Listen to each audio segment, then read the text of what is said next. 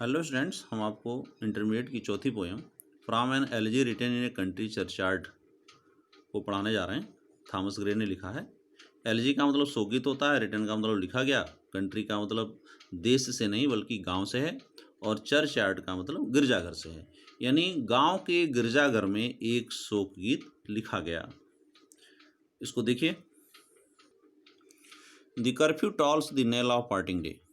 Curfew गिरजाघर की घंटी, टॉल्स का मतलब बजती है, दी नेल, नेल का मतलब घंटी बजने की जो आवाज़ है उसको नेल कहते हैं, और पार्टिंग डे का मतलब बीतते हुए दिन यानी बीता हुआ दिन।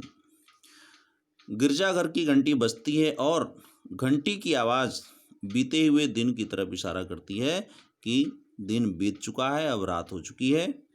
यह घंटी लगभग 8 बजे के आसपास बजती है और इंग्लैंड में बजती है, और यह लोगों को बताती है कि दिन का कार्य अब खत्म हो गया, आप अपनी बिजली की लाइटें बंद कर दें और आप विश्राम करें। कर्फ्यू का मतलब वैसे भी आपको पता ही है कि कर्फ्यू माने निषेधाज्ञा होती है, यानी कर्फ्यू जो लग जाता है तो बाहर कोई व्यक्ति नहीं जाता, लेकिन यहाँ गिरजाघर की घंटी से कर्फ्यू का मतलब है। The lowing herd wind slowly over the lea. Lowing herd रंभाते हुए पशुओं का झुंड, समूह। विंड स्लोली धीरे धीरे चलता है, ओवर दिली चरागाह के ऊपर, यानी रंभाते हुए पशुओं का समूह चरागाह के ऊपर से गुजरता है, चलता है।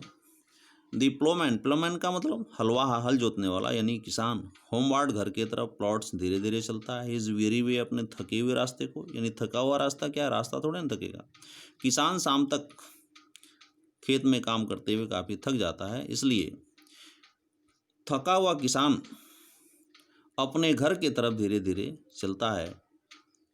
धीरे धीरे क्यों चलता है? क्योंकि वह पूरी तरह से थक चुका है। And leaves the world to darkness and to me, और संसार को और मुझको अंधकार में छोड़ जाता है। लिव माने छोड़ना, डार्कनेस माने अंधकार।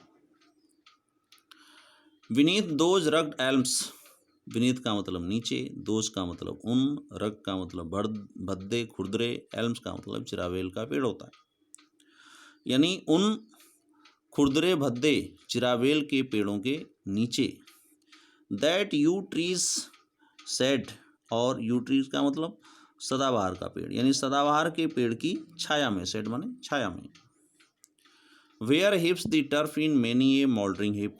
वेयर हिप्स जहाँ उठती है, द टर्फ सूखी घास, मोल्डरिंग का मतलब नष्ट होते हुए, हिप का मतलब ढेर, यानी बहुत से मिट्टी के नष्ट होते हुए ढेरों के ऊपर सूखी घास ऊपर की ओर उठती है,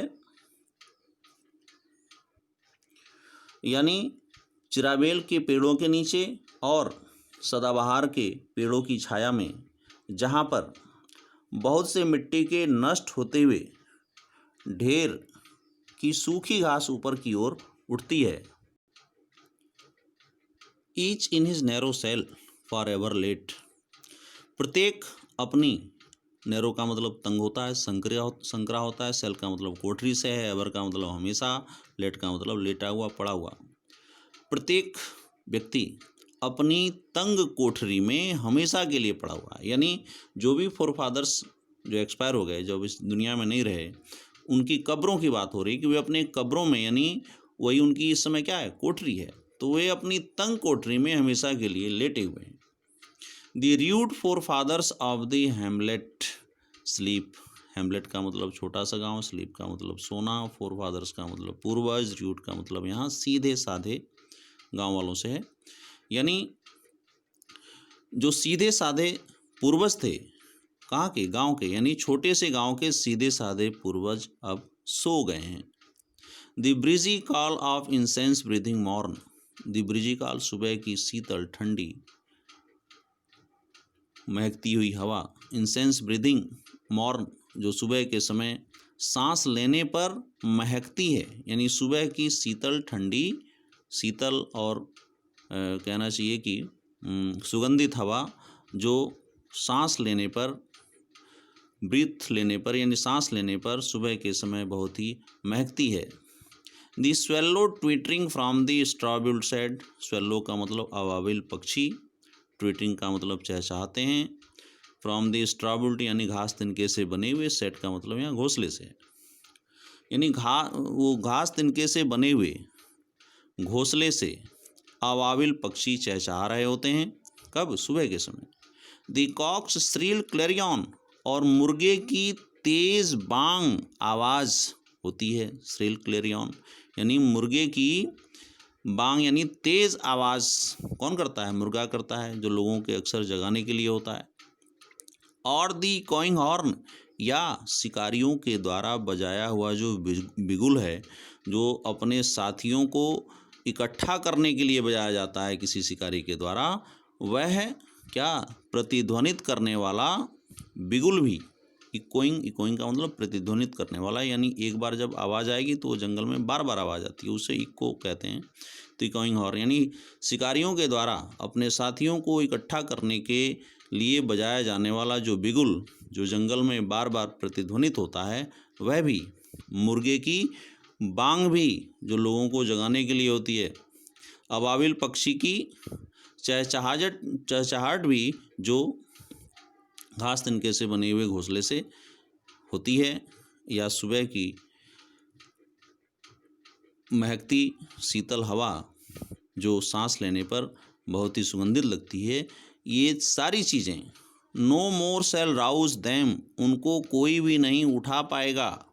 फ्रॉम देयर लोली बेड, उनके निचले बिस्तरों से, यानी उनकी कब्रों से कभी भी उनको कोई भी चीज़ इनमें से उठा नहीं सकेगा। न मुर्गे की बांग, न शिकारियों का बिगुल, न अबाबिल पक्षी का चहचहाना, और न शीतल मधुर मीठी हवा।